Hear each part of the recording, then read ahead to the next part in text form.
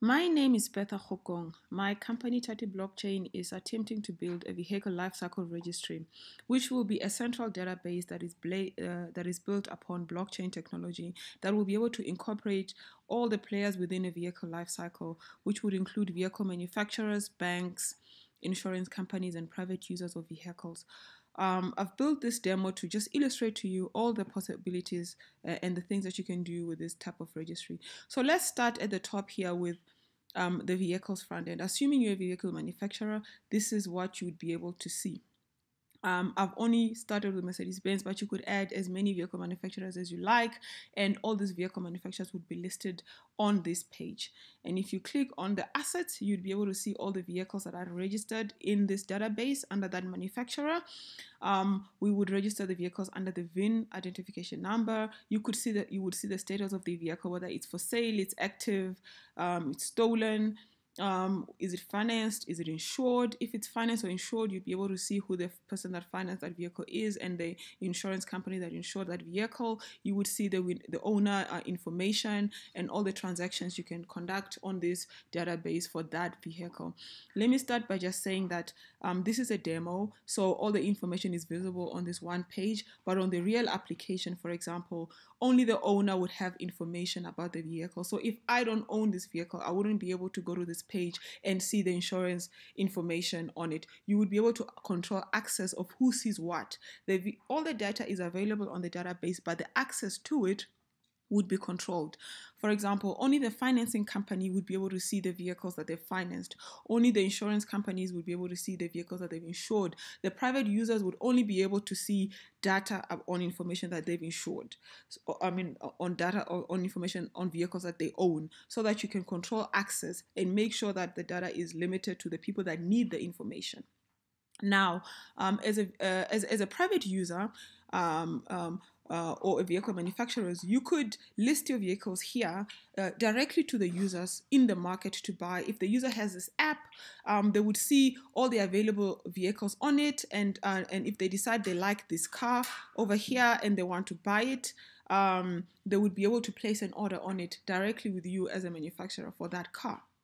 And if they place an order, they would obviously have to declare who they are, and their names would be on the system because they are registered on the database, and their information would be directly sent to you as a vehicle manufacturer, and you would be able to know who's buying your vehicle. So let's assume Daenerys wants to buy this car, and let's just say that, let's look at it and say it's this car that starts with the VIN number 24BAE. Now, once Daenerys has placed this order on this car that started 24AB, and you are the vehicle manufacturer, back on your front end, under your vehicle orders, you would be able to see all the orders placed on a vehicle. And let's just look for the vehicle that starts with 24AD. These are all the vehicle VIN numbers. It's this one, 24. The one that's placed by Daenerys is the last order on the list. It's this one here. It's 24 BAE. So this order here, as a vehicle manufacturer, you would see the price that the order is placed on, and you can decide to sell this vehicle to the person and update the order. So to update the order status, you can either assign an owner, which means you are now selling the vehicle, and later on when you've delivered the order, you would be able to update that order back to delivered. So let's just assign the owner and say we are selling. There would be obviously other processes running in the background before you actually sell a vehicle. You'd have to agree on funding and all sorts of other things. But for simplicity, let's just say you have now sold this vehicle to the owner. Back on the order registry, the owner would see on the registry would reflect, if we look at 24, that vehicle number there, it's this one there. You will see that the vehicle is now active. It used to be in production before, it's now active, and the same vehicle you can no longer place an order on because you've already sold it, and now it belongs to the to Daenerys. If you go back and look at the details of that car there, you will see now that there is already a vehicle transfer record that's indicated that the seller, Mercedes-Benz, who are the manufacturer in this case, has sold this vehicle to Daenerys. And every time there's a transfer on the vehicle, the records would reflect here. And obviously only the owner of the vehicle and people that have access to this data would see it. Now, you are able to do the same with banks. The bank's front end would list all the banks that are listed on this blockchain. And anytime somebody requests a funding or requests financing on a vehicle, the funding orders, similar to vehicle buying orders, would be reflected here, and that funding company would be able to come there and update the funding status.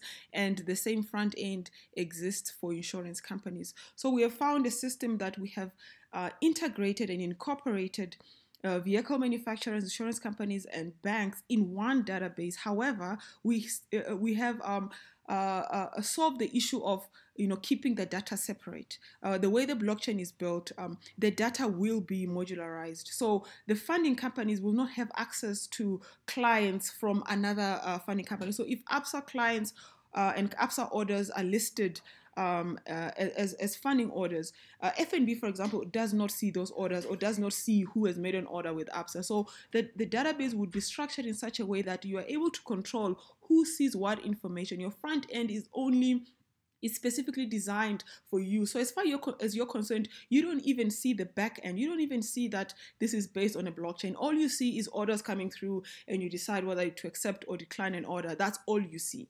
And the banks only see the orders coming through as well from the banks, and the insurance companies only see the orders coming through from the insurance companies. And the user, the private owner, me, and any other person on the street, all they see is an app which they can buy a car from. They just see dial a car, they pick the manufacturer that they want, they click on it, and they are able to buy a car from anyone that they want. Then they see the option to apply for insurance for this car, and they can see which insurance companies to apply for. They see the option apply for financing for this car, and they can see the options of banks and so forth that they can apply insurance for. When you have time, do have a look at this and see how it all works, just keeping in mind that the real app would have all these front ends modularized to ensure that the specific players are only able and capable of seeing that data that is specifically directed to them.